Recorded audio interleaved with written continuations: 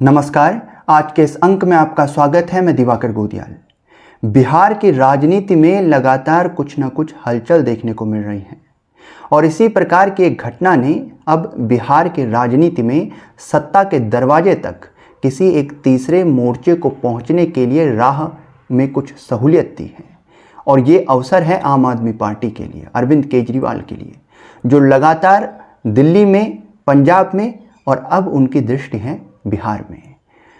बिहार से जो खबर है वो ये है कि बिहार में एक बहुत ही चर्चित पत्रकार हैं, बीजेपी के समर्थक रहे हैं, बीजेपी के साथ रहे हैं, मनीष कश्यप। उन्होंने बीजेपी से इस्तीफा दे दिया है। उनका कहना है कि मैं जनहित के कार्य करूंगा। अब इसके बाद वे किस तरफ आने की, क्योंकि चुनाव तो उन्हें लड़ना है, अब सवाल यह है कि वे किस तरफ आएंगे, क्योंकि सभी अन्य पार्टियां वहां पर नज़र गड़ाएं इस बात को लेकर कि हमें कोई अवसर मिले जमीन पर अपने आप को मजबूत करने के लिए। आम आदमी पार्टी की भी वही तलाश है, कुछ स्थायी और कुछ ऐसे लोकल चेहरों की जो कि महत्वपूर्ण भूमिका रखते हैं बिहार की ज़मीन में, बिहार के लोगों के बीच। तो यहाँ पर क्या आम आदमी पार्टी मनीष कश्यप को अपने पक्ष में ला सकेगी, या मनीष कश्यप जिस जनहित की बात कर रहे हैं उसके लिए आम आदमी पार्टी को चुनेंगे? ये बड़ा महत्वपूर्ण हो सकता है, क्योंकि देखिए, आम आदमी पार्टी ने बिहार में स्पष्ट कर दिया है कि हम चुनाव अकेले ही लड़ेंगे, हम किसी के साथ यहाँ पर गठबंधन नहीं करने वाले। ये बात अभी तक उन्होंने कही है। ये बात मूल रूप से उन्होंने कांग्रेस के लिए और उन बड़ी पार्टियों के लिए की है जिनके साथ गठबंधन कर उन्होंने लोकसभा का चुनाव लड़ा था।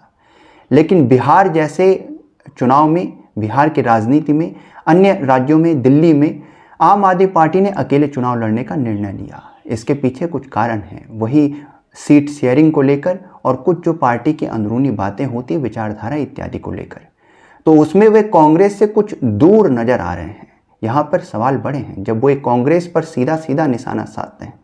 आम आदमी पार्टी का बिहार से कहना है कि कांग्रेस की बिहार की जमीन में कोई स्थिति स्थायी नहीं है, कोई महत्वपूर्ण स्थिति उसकी बिहार की राजनीति में नहीं रह गई है। वह आरजेडी के सहयोग से बिहार में है, ठीक वैसे ही जैसे उत्तर प्रदेश में वह समाजवादी पार्टी के बल पर जीतती हैं। तो ये कांग्रेस की स्थिति है जिस पर आम आदमी पार्टी सीधी तौर से हमला बोल रही है। तो यहां साफ हो जाता है, इस बयान से ये भी स्थिति साफ हो जाती है कि आम आदमी पार्टी और कांग्रेस के बीच जो दूरियां हैं वो बहुत स्पष्ट हो गई हैं, कम से कम बिहार के चुनाव को लेकर तो। और ये जो है ये आने वाले नित्य भविष्य में भी स्पष्ट रूप से दिखेगा। साफ है कि आम आदमी पार्टी अपने आप को तीसरे एक स्पष्ट मोर्चे के तौर पर सामने ला रही है, प्रस्तुत कर रही है जनमानस के सामने। तो बिहार की राजनीति में क्या एक बार फिर से अरविंद केजरीवाल, क्योंकि आप ये देखिए कि बीजेपी और आरजेडी के बीच तो सीधी सीधी टक्कर है। बीजेपी ने जो है आम आदमी पार्टी को एक फ्लॉप शो कहा है, एक ऐसा शो क्योंकि उन्होंने दिल्ली में उन्हें बहुत बड़े हार उनको दी थी। आरजेडी का कहना है कि ये दिल्ली की पार्टी है, बाहर की पार्टियों का बिहार में कोई स्थान नहीं, और ये पर्यटक हैं जो दिल्ली से आए हैं।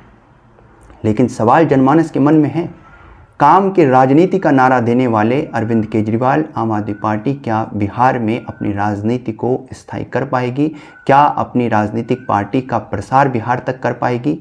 क्या वह बिहार की सत्ता को हासिल कर पाएगी? ये एक बड़ा सवाल है। आपका इस संदर्भ में क्या सोचना है, आपकी क्या राय है, कमेंट बॉक्स में लिखिएगा। यदि वीडियो पसंद आए लाइक कीजिएगा, शेयर कीजिएगा, हमारे चैनल को सब्सक्राइब कीजिएगा।